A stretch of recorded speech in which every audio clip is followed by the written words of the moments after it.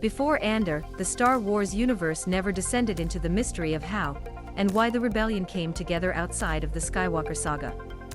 Disney Plus's Rogue One prequel series, directed by Tony Gilroy, injected the franchise with intricate, striking themes that Astounded and Andor's weekly dating television couldn't miss. It's an impressive feat, Andor may even be the biggest show on the air right now, so with that in mind, IO9 spoke to writer Beau Willimon and producer Sanne Wohlenberg about co-creating and collaborating on the series with Gilroy. Writing with star Diego Luna without centering the Star Wars aster eggs and lore, and creating characters to anchor the show. Sabina Graves, IO9.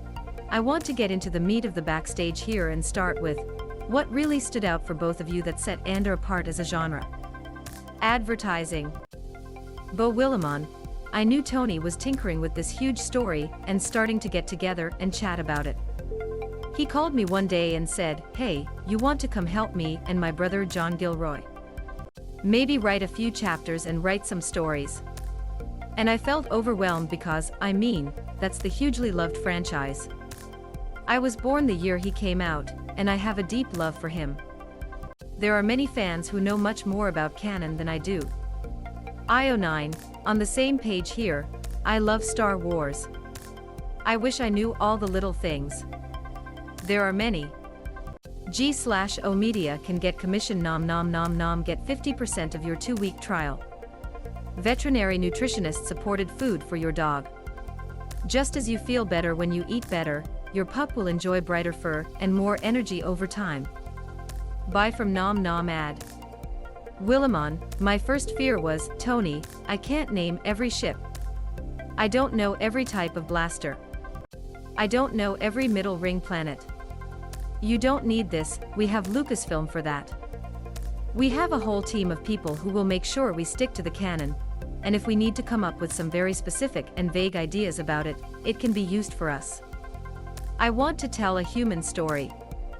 I want to tell the story of ordinary people trying to assemble a rebellion. And what does that mean from the point of view of the human heart? I'm really excited that you can take this approach of ordinary people in extraordinary situations and apply it on this scale to this huge, beloved, vast franchise. That's what really captivated and excited me. Opportunity to work with Tony. I love Tony as an artist. He's a friend, and so I knew it was going to be something special and different.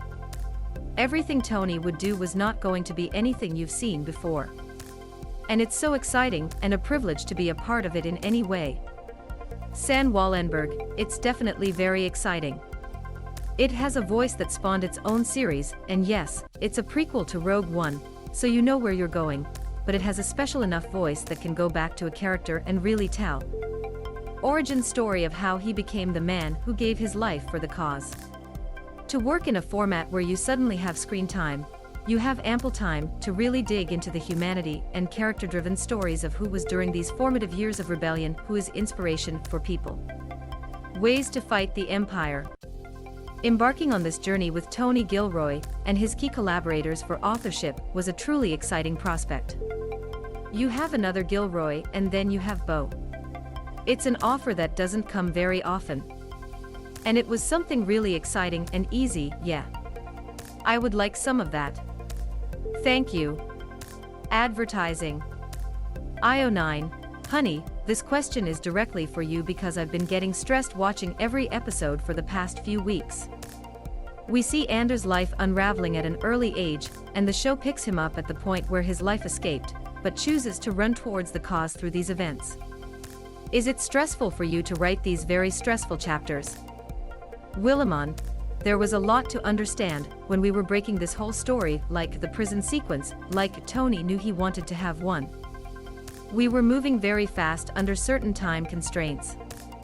And that was pre-pandemic, so we were rapidly moving towards production, and we needed to improve the material. So a kind of energy and pace came into the room. We were caffeinated, we were fast-moving, we really had each other, and so I guess some of that pulse was in the process itself, which definitely informed the prison sequence. When you really start building the architecture of the story, literally building the architecture of the prison, and you have to work through all those layers somehow, almost clinically, methodically, it stops. I'm not full of anxiety as I work on this.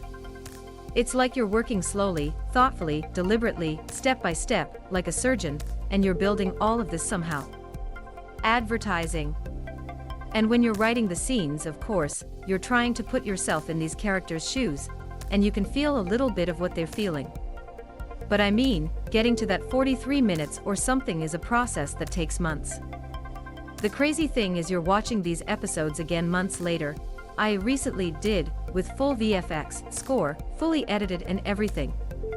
And I texted Tony, I just finished rewatching episode 10, my heart rate is racing. I'm deeply touched. Even though I knew everything that was going to happen, it was still a fist bump. Wow. And it almost feels like I'm watching as a spectator, and having the same experience and feeling what you want the viewer to feel.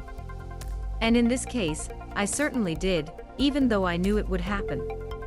Advertising. Wohlenberg, really, in the end, you know every line by heart, you know exactly where everyone is looking. Still, what's unusual about putting it together is that we've always been totally busy and back in the act. It really isn't something that happens every time. And then you start to feel somehow that you must have done something right. IO9, Diego Luna's presence on the show is as incredible as our path to the origins of the rebellion. I really appreciated her stance on this as she was inspired by the immigrant story. I would like to know more about Andor's contribution to the development of his bows. Is it something he's heavily involved in before landing on the page, or is he giving notes after reading the scripts? Advertising. Wohlenberg, actually, mostly it is. It all starts with Tony sitting in a room and creating the overall story, and really bringing a bunch of gold bars to the table and fleshing them out with his trusted partners, and really getting deep into those chapters. Diego is a part of us, as well as giving Tony a chance to present something with real vision and focus. And then he gets involved, and then he starts collaborating. It's a show that really has a voice, and I think that's the beauty of Andor. Everyone from Disney to Lucasfilm to Kathleen Kennedy appreciates that it's special to have a voice and comment when you give someone a chance to express it. Luna and Tony are very close. He's incredibly involved the moment the whole process begins, and he has great instincts for who his character and the whole story are. This is a truly fruitful and exciting collaboration. Willimon, even though he wasn't sitting in the room when we started developing the story, his presence looked great in a very good way. He was one of the few given at that time. Most of the characters haven't been cast yet. You knew there were people like Mon Mothma that Genevieve O'Reilly hoped would want to do, but there was a lot to add. But you knew Diego Luna was at the center of it, so every time we cracked this story, you could just imagine it. Tony, I think, had shared the Andor story Bible with Diego before we came into the room, so Diego already knew the framework for what we were discussing. And Tony is deeply collaborative. For example, he's not one of those showrunners who keeps secrets from the cast about what's going to happen next. He guides them through the entire story for the character, asking for their contribution, realizing that they are the people who will pursue the vision, but also embody these characters, and that their contributions are valuable, and can make him even better. That's why they trust him, which is great. Diego knew what was going to happen, and Tony came back with some protein on the plate and said, "You know, how does that taste to you? You would add some from there." And before you know it, you have this amazing performance at the center of the show. Advertising. IO9, Edie Karn is one of my favorite characters. He's gorgeous, incredible, and so iconic in his presence.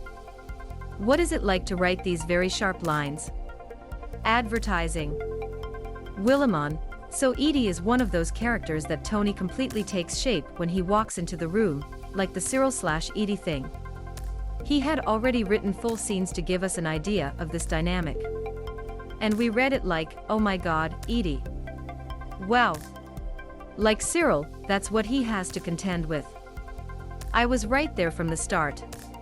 So whenever you're covering an Edie scene, you're really just trying to channel what Tony has already created, and you know that whatever you write, you're going to come in and dominate.